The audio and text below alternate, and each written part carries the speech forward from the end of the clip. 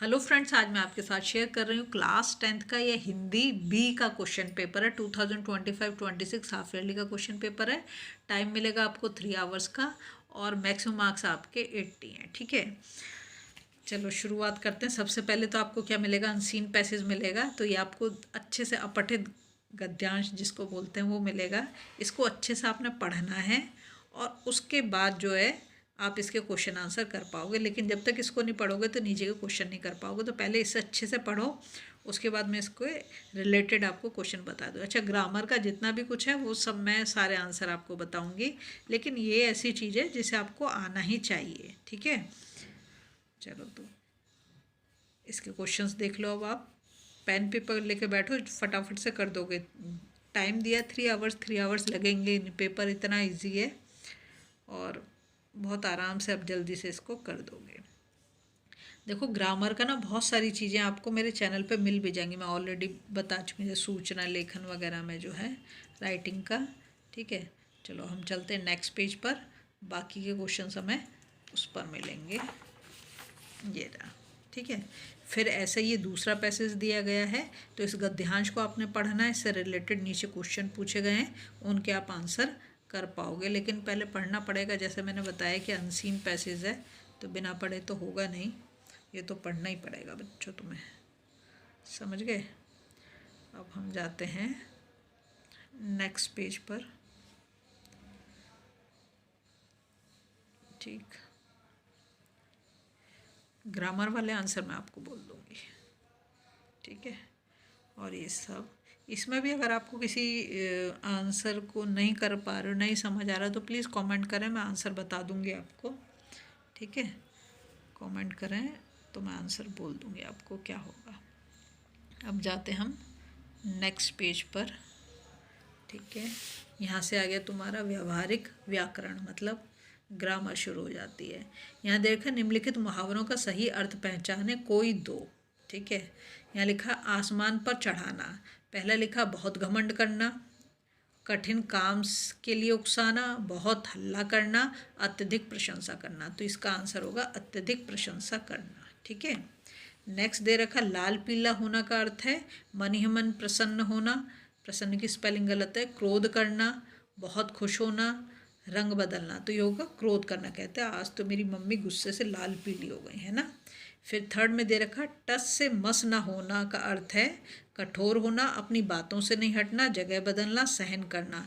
तो कहते हैं ना, कितनी देर से आवाज़ लग रही, टस से मस नहीं हो रही, मतलब अपनी बात पे रह रही है, नहीं सुन के रही है। ठीक है, फिर आता है टांग अड़ाना। उसका अर्थ है बदनाम करना, बिना कारण लड़ना, टांगों से लड़ना, ये रुकावट पैदा करना। तो इसका मतलब है रुकावट पैदा करना। ठीक है, नेक्स्ट है फिर निर्देशानुसार पदबंध पर आधारित 5 बहुविकल्पीय प्रश्नों के उत्तर दीजिए। 1 मार्क का ये भी। सरकार ने देश भर के गरीबों को राशन की सुविधा दी। देखो, ये जो लास्ट वर्ड है ना, जो अंडरलाइन हो रहा है, उसका लास्ट वर्ड देखा करो। गरीब, गरीब कौन हो गए, संज्ञा है ना। तो कौन सा आंसर हो जाएगा, संज्ञा पदबंध हो जाएगा। ठीक है, नेक्स्ट देखो, यहाँ देखा पल पल चली जाने वाली बिजली ने सबको परेशान कर दिया। यहाँ लिख रखा पल पल। ठीक है, तो क्या दे रहा है, टाइम दे रहा है। ठीक है, और तो इसको जो है हम यहाँ से देखें तो ये कौन सा वाला होगा, ये विशेषण पदबंध होगा, पल पल चली जाने वाली। ठीक है, फिर आता है क्रिया विशेषण। हाँ, क्रिया विशेषण पदबंध का उदाहरण छाट। ये जो उदाहरण दे रखे हैं वो हमें छांटना है। ठीक है, यहाँ दे रखा माता जी ने घोंसले में चिड़िया के अंडे देखे। इसमें तो क्रिया विशेषण नहीं है, जो क्रिया की विशेषता बताए वो क्रिया विशेषण। यह काम तो हमेशा आदर्शवादी लोगों ने ही किया है, ये भी नहीं है। फिर दोनों कबूतर रात भर खामोश और उदास बैठे रहते हैं, ये क्रिया विशेषण है। क्यों, रात भर आ गया इसमें। ठीक है, तो ये क्रिया विशेषण है। यहाँ लिखा शैलेंद्र तो फिल्म निर्माता बनने के लिए सर्वथा अयोग्य। तो ये सर्वथा आ गया, ये भी क्रिया विशेषण है। ठीक है, फिर आता है मेरी दादी माँ आज बीमार है, पदबंध चुनकर उसका प्रकार बताइए। ये लिखा मेरी दादी माँ संज्ञा पदबंध, मेरी दादी माँ आज सर्वनाम पदबंध, मेरी दादी माँ विशेषण, मेरी दादी माँ अव्यय पदबंध। ये गलत है।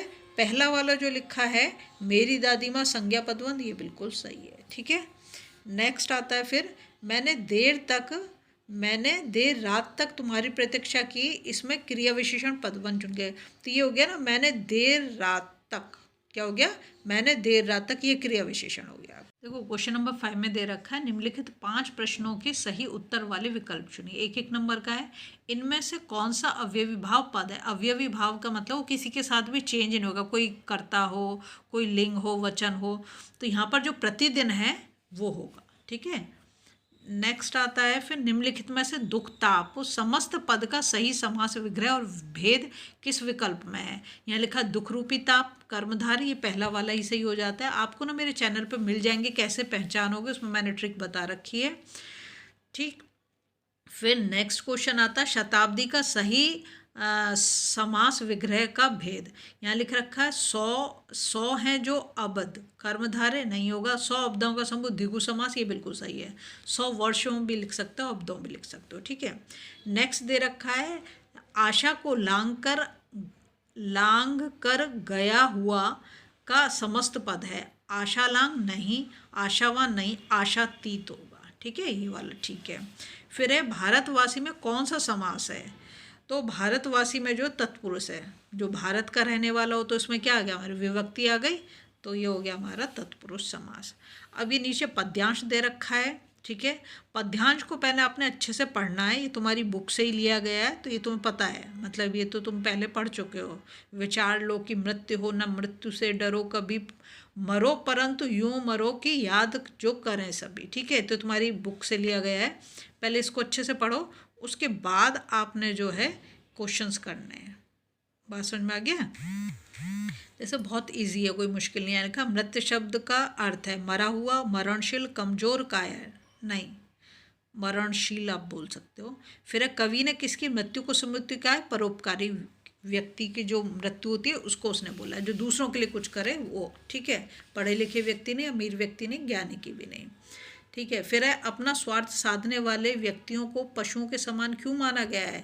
क्योंकि ऐसे व्यक्तियों से पशु अच्छे होते हैं, क्योंकि मनुष्य इस सृष्टि का सर्वश्रेष्ठ प्राणी है, पशु भी केवल अपना ही पेट भरते हैं, उन्हें दूसरों की चिंता नहीं होती, तो ये ग वाला जो इसमें ठीक हो जाएगा। ठीक है, फिर है, विश्व में कैसे लोगों की कीर्ति फैलती है? जो धनवान है, जो पढ़े लिखे हैं, जो अवसर का लाभ उठाना जानते हैं, जो उदार हृदय वाला होता है, उसी को सब याद रखते हैं। ठीक है, फिर तो ऐसे आपने पढ़ना है क्वेश्चन को, उसके बाद जो आंसर कर देना है। ठीक है, फिर यहाँ पे फिर से आ जाता है आपका, निर्देशानुसार पाठ पर आधारित मुहावरे पर आधारित उत्तर दीजिए। ठीक है, ये 1 मार्क के 4 क्वेश्चन, उनकी रचनाओं को समझना मेरे लिए छोटा मुँह बड़ी बात, ये इसका करेक्ट आंसर होगा। ठीक है, अबे भाई साहब का रुद्र रूप देखकर मेरे डैश जाते, क्या प्राण सूख जाते, ये प्राण सूख जाते। फिर है, अंग्रेजी पढ़ना कोई डैश नहीं है, हंसी खेल। ठीक है, हंसी खेल नहीं है, मतलब आसान काम नहीं है। फिर है, गागर में सागर भरना मुहावरे का सही अर्थ है, आंखों में धूल झोंकना नहीं, लंबी चौड़ी बातें करना नहीं, थोड़े में बहुत कुछ कह देना, ये होगा, थोड़े में बहुत कुछ कह देना, ये सही आंसर होगा। ठीक है, फिर आता है, निम्नलिखित प्रश्नों के उत्तर देने के लिए उचित विकल्प का चयन कीजिए। ये तो तुम्हारी बुक से लिया गया है, तो आपने इसको पढ़ना है, समझना है, उसके बाद ही आपने इसके आंसर के कर पाओगे। ठीक है, अब हम जाते हैं नेक्स्ट पेज पर। ठीक है, अब यहाँ पे देखो, जो कविता में आपने पढ़ा उसके अकॉर्डिंग आपको यहाँ पर आंसर करना है। इसमें लिखा, निम्नलिखित प्रश्नों के उत्तर देने के लिए उचित विकल्प का चयन कीजिए। ठीक है, यहाँ लिख रखा है, सदियों पूर्व कौन से 2 द्वीप, ठीक है, आइलैंड को बोलते हैं, आपस में जुड़े हुए थे? यहाँ लिखा है, Andaman and Nicobar, little Andaman and Nicobar, फिर साउथ अंडमान और लिटिल, ये तुम्हारी बुक में दे रखा है, वहाँ से पढ़ेंगे तब आपको पता चलेगा। पाठ के आधार पर बड़े भाई साहब की क्या विशेषता उजागर होती है? दयालु थे, वे अपना बचपन जीना चाहते थे, वे छोटे भाई के सामने अपना सम्मान बचाना चाहते थे, उपरोक्त सभी। देखो, दयालु तो नहीं थे, बहुत डांट पीट करते थे उसके साथ, अपने भाई के साथ में। ठीक है, और बचपन भी नहीं जीना चाहते थे, तो हर समय बुक में ही लगे रहते थे। अब आया निम्नलिखित गद्यांश को, ये गद्यांश दे रखा है, इसको आपने पढ़ना, ये भी आपकी तंतारा वामीरो वाला चैप्टर है, वहाँ से लिया गया है, इसको पढ़ना है, इसके अकॉर्डिंग फिर आपने यहाँ नीचे जो क्वेश्चन दे रखे हैं उसको आप कर पाओगे। हर एक क्वेश्चन को पहले इसको पढ़ लो अच्छे से, इसके बाद हर एक क्वेश्चन को पढ़ते जाओ और करते जाओ। आई थिंक ये सब कुछ आपका पढ़ा हुआ बुक का, तो इसमें आपको प्रॉब्लम नहीं होनी चाहिए। अगर होती है प्रॉब्लम तो मुझे कमेंट करो, मैं आंसर भी आपको बता दूंगी कि क्या होगा, पर मुझे लगता है इतना ईजी कि तुम कर पाओगे। ठीक है, इसके बाद फिर ये वर्णनात्मक प्रश्न मतलब लॉन्ग क्वेश्चन आंसर है। ठीक है, अब यहाँ पर देखो, यहाँ पर जो ये दे रखा है इसमें लिखा कि नहीं 2 मतलब 3 मार्क का एक क्वेश्चन है और आपको 60 वर्ड्स में इनके आंसर करने हैं। बात समझ में आ रही है? यहाँ पर देखो ये 3 क्वेश्चन दे रखे हैं, 2 के आंसर करने हैं आपने।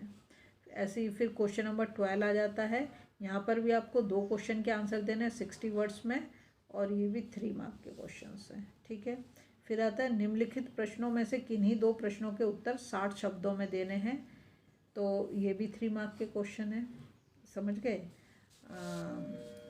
फिर आता है निम्नलिखित में से किसी एक विषय पर दिए गए संकेत बिंदुओं के आधार पर लगभग 100 शब्दों में एक अनुच्छेद लिखिए। पैराग्राफ राइटिंग करनी है। भागती हुई जिंदगी, संकेत बिंदु, कारण, आवश्यकताओं में वृद्धि, क्या करें और कैसे, अथवा मोबाइल फ़ोन। इसको तो सारे के सारे लिख दोगे बिना पढ़े, कोई ज़रूरत ही नहीं है ना। इसको तो सब उड़ा उड़ा के आओगे। फिर है विद्यार्थी और अनुशासन, ये बहुत ही बढ़िया है। अगर इस वाले को ट्राई करोगे तो आई थिंक तुम्हें अच्छे मार्क्स दिए जाएंगे। फिर आता है क्वेश्चन नंबर 15 यहाँ दे रखा, आप 30/5 माँ दुर्गा अपार्टमेंट सेक्टर 4 रोहिणी नागपुर के निवासी हैं। आप चाहते हैं कि लोग दीपावली में पटाखों का कम से कम प्रयोग करें। पटाखों से होने वाली हानियों से अवगत कराते हुए नवभारत टाइम्स के संपादक को लगभग 100 शब्दों में पत्र। तो ये तुम्हें लिखना है, क्या करना चाहिए, औपचारिक पत्र। समझ गए? 100 शब्दों में लिखोगे और क्या बताना है कि पटाखे जलाने से क्या क्या परेशानियां होंगी वो बतानी है। या फिर यहाँ पे चॉइस दे दिया, आप षष्ठी सार्थक हैं। देखो, अगर आप लड़की हैं तो षष्ठी नाम लिखना और लड़का है तो सार्थक। यात्रा करते समय आपका बैग और मोबाइल मेट्रो में छूट गया है। अपने बैग और मोबाइल में मेट्रो कर्मचारी द्वारा वापस भेज दिए जाने पर उसकी ईमानदारी की प्रशंसा करते हुए 100 शब्दों में पत्र करनी ही चाहिए। ठीक है, क्वेश्चन नंबर 16 है, निम्नलिखित में से किसी एक विषय पर लगभग 80 शब्दों में सूचना लिखिए। सूचना आपको मेरे चैनल पे मिल जाएगी, बहुत अच्छे से मैंने क्लियर करा है क्या क्या चीज़ आपको, क्या क्या पॉइंट ध्यान रखने हैं, उसके अकॉर्डिंग आपको लिखना है। तो यहाँ पर दे रखा है क्वेश्चन, इसको पढ़ें। यहाँ पे भी चॉइस दे रखी है, 2 सूचना दे रखी है, 2 में से कोई एक आपको लिखनी है। तो मेरे चैनल पर इसके क्वेश्चन मिल जाएगा आपको। नेक्स्ट आता है फिर निम्नलिखित में से किसी एक विषय पर लगभग 60 शब्दों में विज्ञापन तैयार कीजिए। यहाँ आपको लिखना है, ऐड बनाना है। मतदान करने हेतु जनता में जागरूकता पैदा करना, मतलब कि अवेयरनेस, मतलब लोगों के बीच में लाना कि वोट कितना इम्पोर्टेंट है, वोट देना कितना जान। या फिर ये वाला कर सकते हो, आपके शहर में कल्याण मंडप नाम से एक नया समारोह स्थल खुला है। इसमें पार्टियां करने और ठहरने एवं भोजन करने की व्यवस्था है। इसके प्रचार हेतु एक विज्ञापन तैयार कीजिए। प्रचार करना है आपको। फिर आता है क्वेश्चन नंबर 18, दिए गए संकेत के आधार पर निम्नलिखित में से किसी एक विषय पर लगभग 100 शब्दों में लघु कथा, मतलब एक शॉर्ट स्टोरी लिखनी है 5 मार्क की।